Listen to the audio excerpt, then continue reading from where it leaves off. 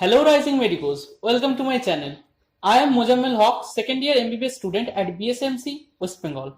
In this series of videos, I am going to discuss about the notes based CVS physiology. I have planned to complete the whole topic in 5 videos. So hit the subscribe button and stay tuned with the channel. Throughout the videos, I will deliver some extra points which will help you to fetch good marks in your exams and also clear all your basics. So let's start. So today we are going to discuss about the cardiac action potential and some concept of hemodynamics. So let's make the chart first.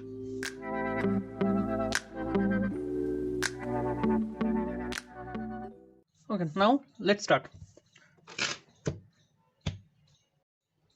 First, we will discuss about the cardiac tissues. So we can divide cardiac tissue into two groups. One is the contractile cardiac tissue and another is the conductive. So these contractile are the actual myocytes. The conductive tissues, these are your SA node, which generates the action potential. Next are the internodal fibers, which connects SA node with AV node. Third one is the AV node. Fourth is your bundle of His.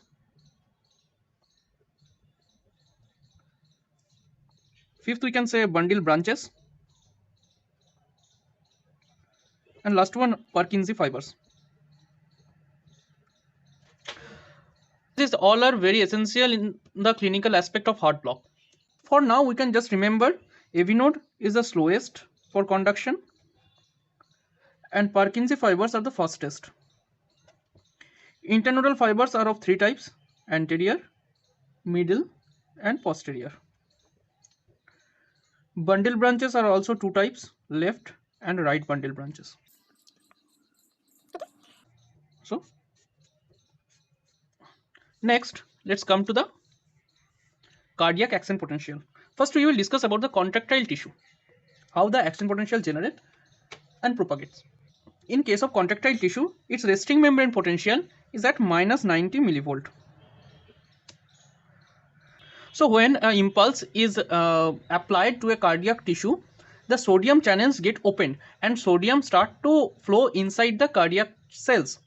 This generates the action potential, which is the first step of the action potential. So first, after applying of the impulse, the action potential slowly reaches up to its firing potential, which is -75 millivolt. Please remember this value. It is -75 millivolt. Next, it fires and reaches to +35 millivolt. Throughout this total time, the only channel which is open is the sodium channel, and this causes sodium entry. This phase is known as the zero phase of cardiac action potential up to this +35 millivolt level. This phase is called depolarization phase. The next stage, from +35 millivolt, the early repolarization starts.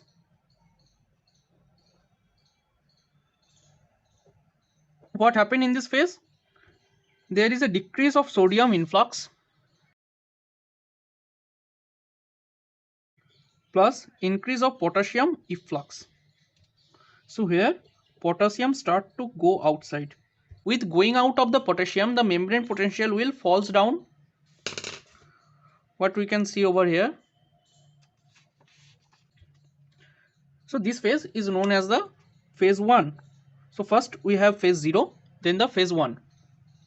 Next, the action potential fluctuates at 0 millivolt level. So this is your 0 millivolt. This phase is known as phase 2.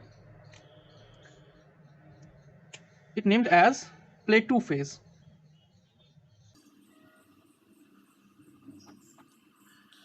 This phase is due to potassium efflux, which equals with calcium influx, so that there is no need generation of any action potential and it fluctuates at zero level.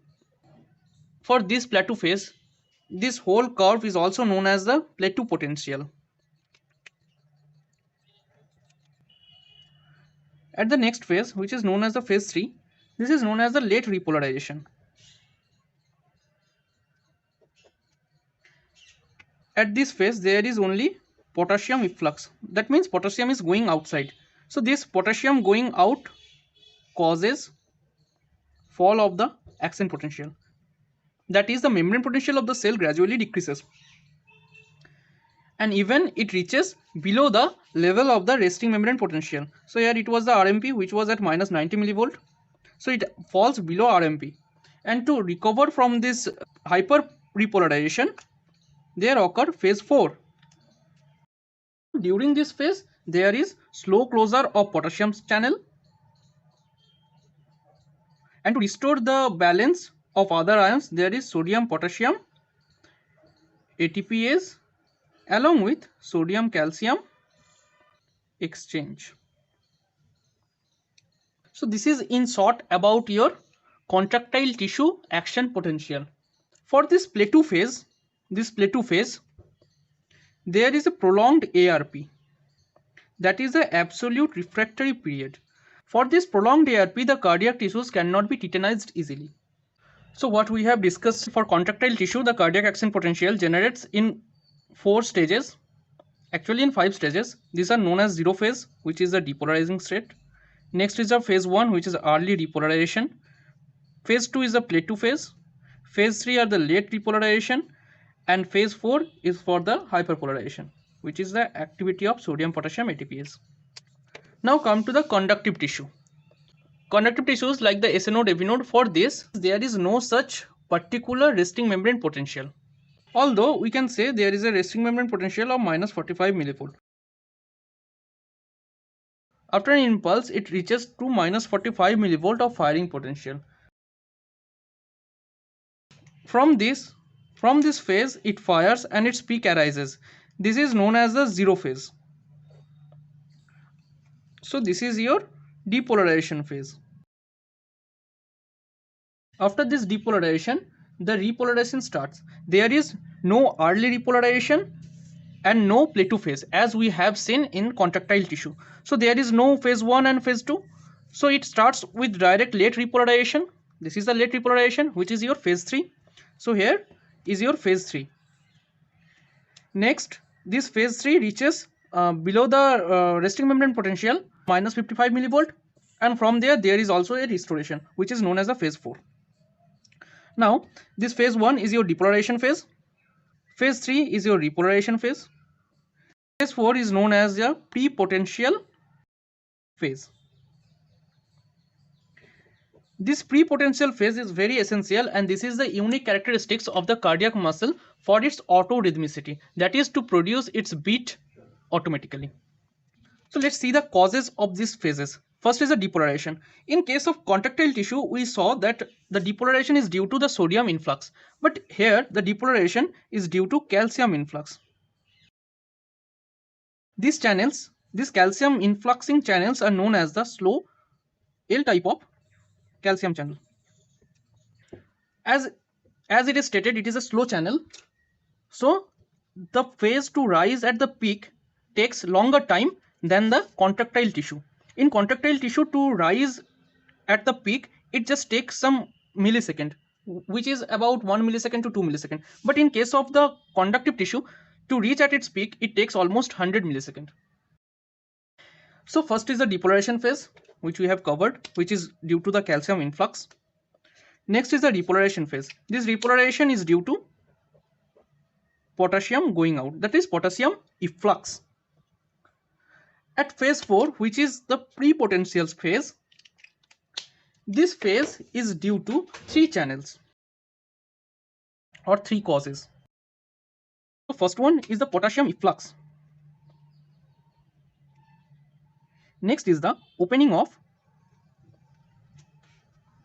F channel, and third one is due to calcium influx.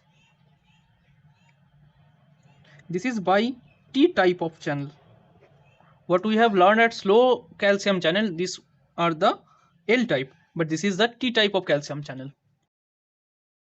So what does this pre-potential phase do? It's actually a spontaneous and slow depolarization till firing level. So the pre-potential phase is the spontaneous and slow depolarization till the firing level. So this was the firing level of minus 45 millivolt. So it continues from the resting membrane potential. Though I repeat again, the conductive tissue has no certain resting membrane potential. That is the reason they can produce autorhythmicity. So now in this pre-potential phase, which is caused due to the three reasons: potassium efflux, opening of F channel, and calcium influx, which is the T type of calcium channel. So what is this F channel? This is very important. This F channel are known as the funny channel. Why such name? So these are actually the sodium channel. So what happens with this funny channel? During this phase of hyperpolarization, sodium enters inside the cell. So usually, this doesn't occur in case of any repolarization. In repolarization, usually sodium has no role and it occurs due to the potassium efflux.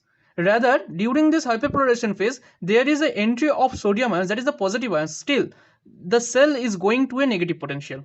So that's why this is an abnormal channel, which is known as the funny channel or IF channel. It is also known as HCN. HCN means hyperpolarization activated cyclic nucleotide gated cation channels.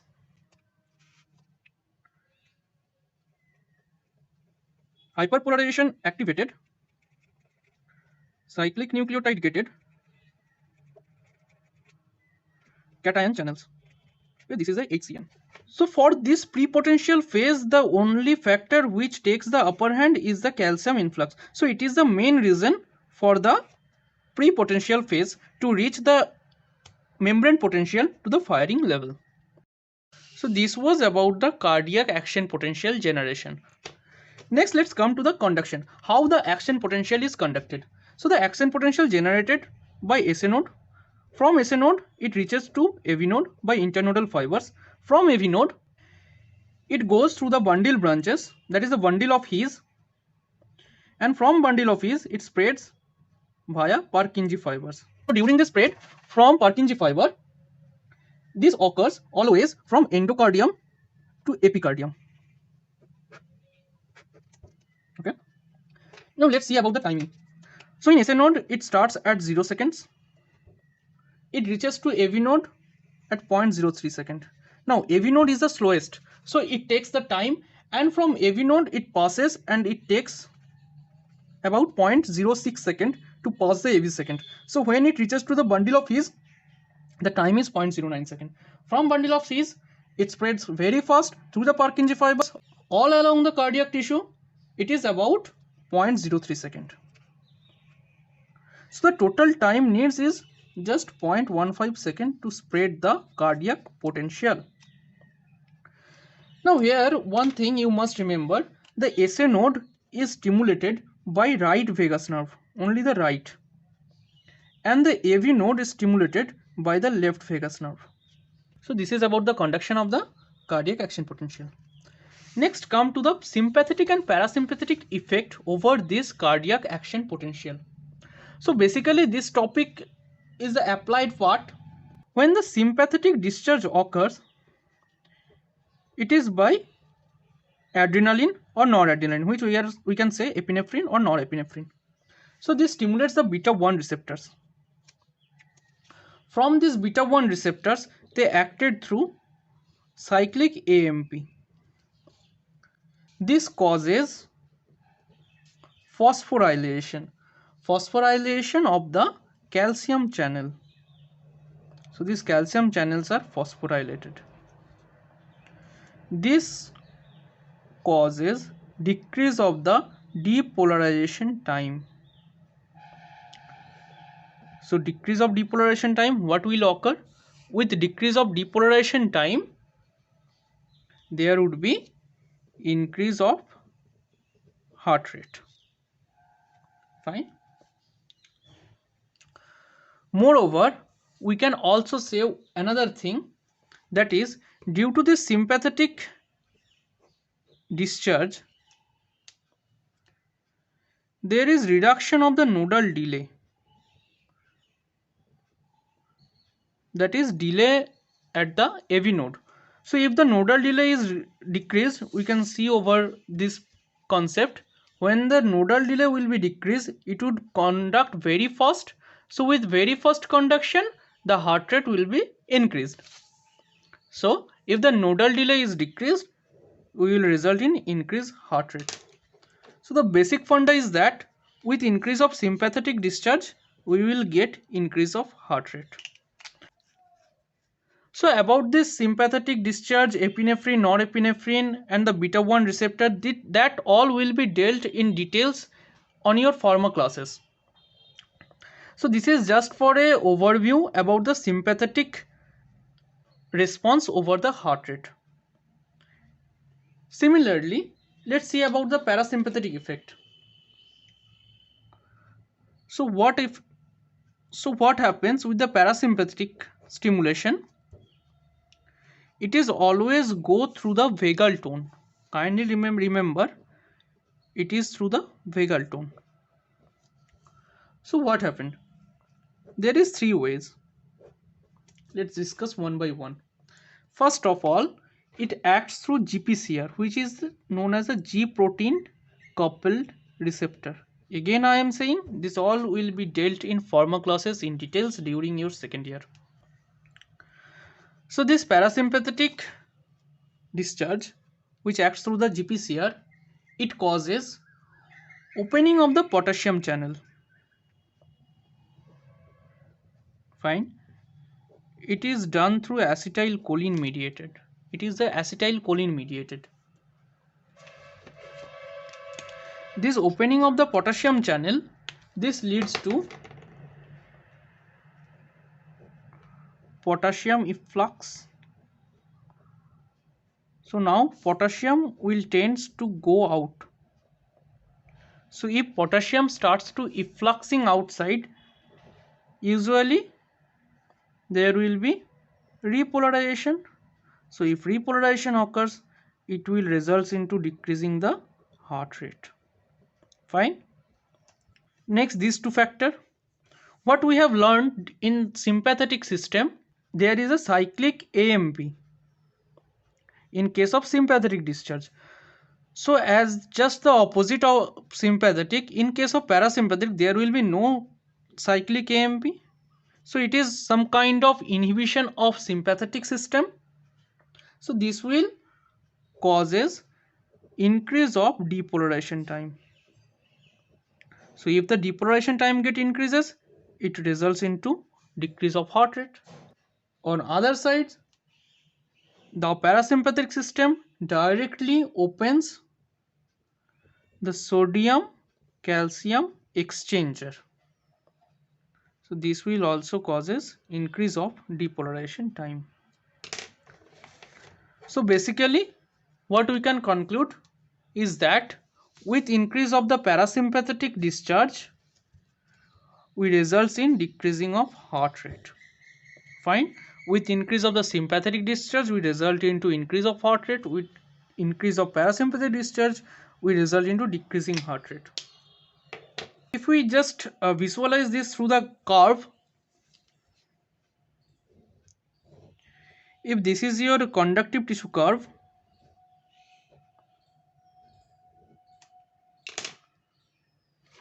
what happened? As there is a repolarization increases, that is the potassium efflux increases, as there is repolarization, so that the phase 4 will be flattened. So what happened? This phase 4 will be flattened out, and thus the action potential generates. So what it cause ultimately? It ultimately goes to decreasing the heart rate. Clear? Again,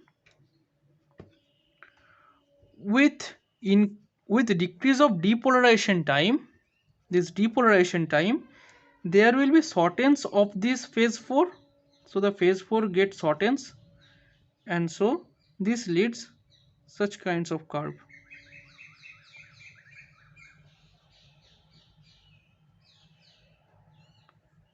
Hope it gets clear. So if you can just see, it will causes heart rate. You can appreciate this. We are getting two curves in very short times in case of the sympathetic discharge, whereas in case of the parasympathetic discharge, we are getting these two curves. It takes a longer time. It will causes decrease of heart rate and it will causes increase of heart rate. So this is all about your cardiac action potential. Almost from these topics, all the questions are asked in your professional written examination or in your viva. To make such kind of chart, it will help you to revise the concepts very quickly, and it will also help you to remember the concepts easily. Now let's jump to the hemodynamics. So this topic is you basically for the some part of the physics concept applied over here. So first we will discuss about some anatomy of the systemic circulation, and then we will go for the hemodynamic laws and other part of the hemodynamics. Anatomically, there are 5 types of blood vessels. So these are termed as Windkessel vessels, the resistant vessels, exchange vessels, capacitance vessels, and shunt. Okay. Now starting with the Windkessel vessel. Windkessel vessels are composed of aorta and large arteries.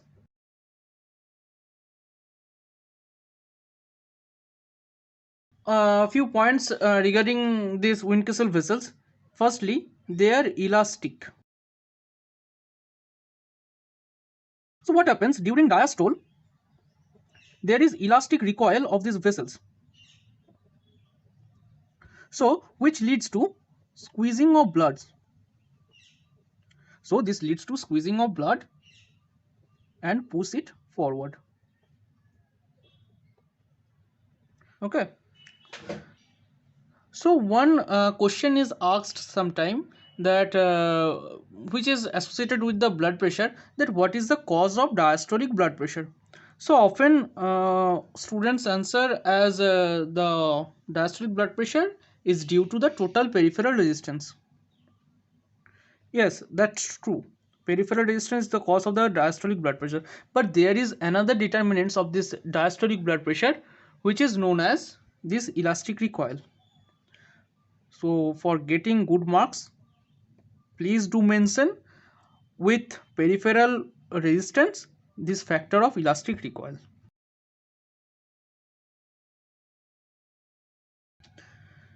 So next is the resistant vessels. So these resistant vessels are the arterioles, and this is a very favorite questions from examiners to ask what is the sites of peripheral resistant that causes blood pressure.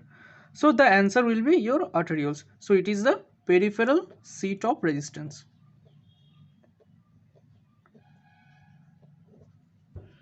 Okay, these vessels are rich in smooth muscles. First of all, which we have understand in case of Windkessel vessels, these are the elastic, and for the resistant vessels, these are the smooth muscle rich. So as per these are the smooth muscle rich, please remember they are under action of the sympathetic nervous system. This is also asked in case of your vivas. From there they can also ask the sympathetic effects on blood pressure, and again from this sympathetic effect, this is clinically used for the treatment of the hypertension or hypotension cases. Next we will learn about the exchange vessels. So which are the exchange vessels? The capillaries. As you all know, the capillaries exchanges gases and nutrients from the blood vessel to the tissues. So these are the exchange vessels, the capillaries. So okay, so these are the exchange vessels, the capillaries. They have no smooth muscle, no sympathetic activity. Fine. Next are the capacitance vessels. So these are your veins and venules.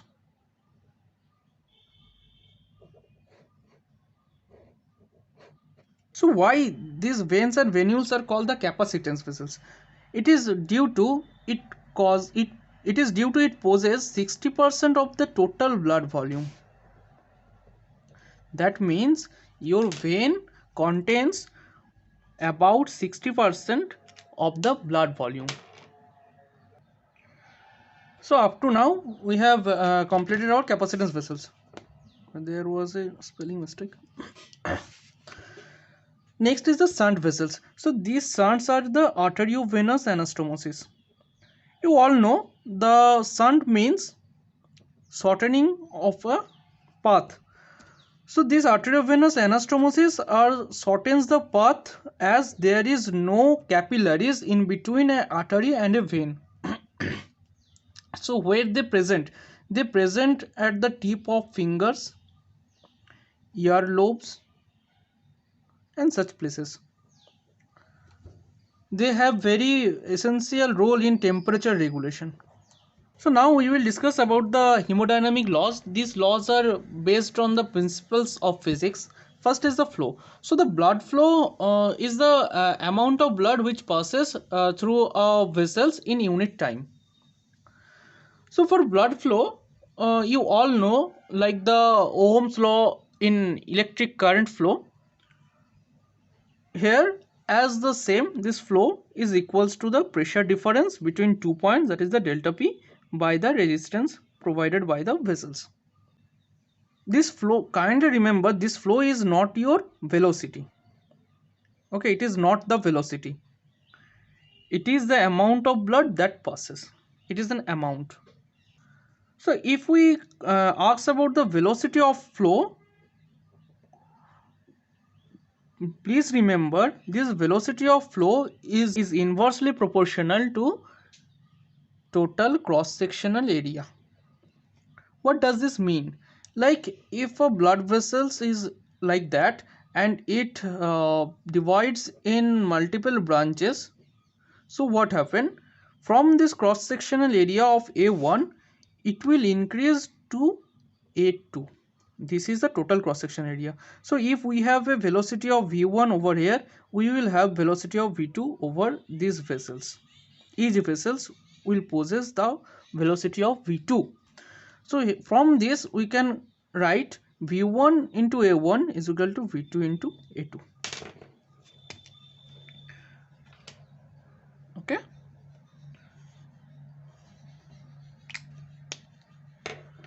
So you can appreciate from there, as the cross-sectional area increases in case of the capillaries, the velocity of blood will decrease in case of capillaries. And for this decrease, the nutrients gets more time to absorb to the tissue, and the gaseous exchange is possible only in case of the capillaries.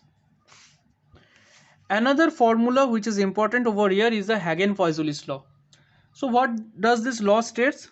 Simply, if we go to its mathematical reduction, it says R, that is the resistance, is equal to 8 eta L by pi r to the power 4, where eta is the coefficient of viscosity of blood, L is the length of the blood vessels, R is the radius of the blood vessels, that is the R, that is your L, and eta is the viscosity of the blood. So from this concept, one clinical aspect you must remember, that in case of anemia there is decrease in blood volume, and that is due to the blood corpuscles. As the blood corpuscle decreases, there will be decrease of this viscosity of coefficient. So what does this lead? This leads to decrease of your resistance, and if the resistance get decreases, the flow will increases, as the resistance and flow is against inversely proportional. So what happens in case of anemia? There will be hyperdynamic circulation.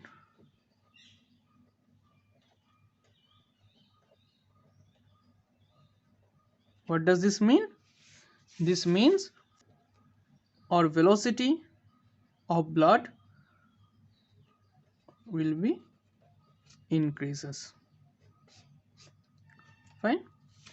Okay. Now for the next topic is the Laplace's law. So what does this Laplace's law say? If we again go to its mathematical expression, it is P is equal to 2T by R. P is the distension pressure, T is the tension of the wall, and R is the radius of the vessels.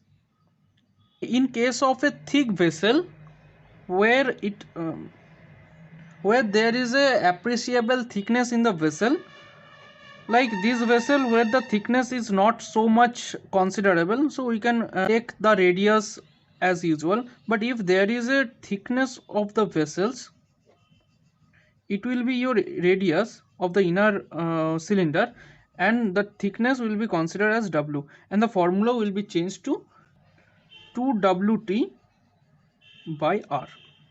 Fine, this W is the thickness. So how this concept is used in your clinical approach? You can use it.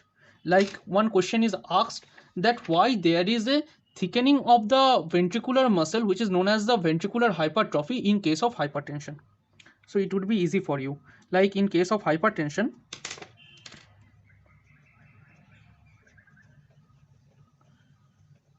there is increase of pressure.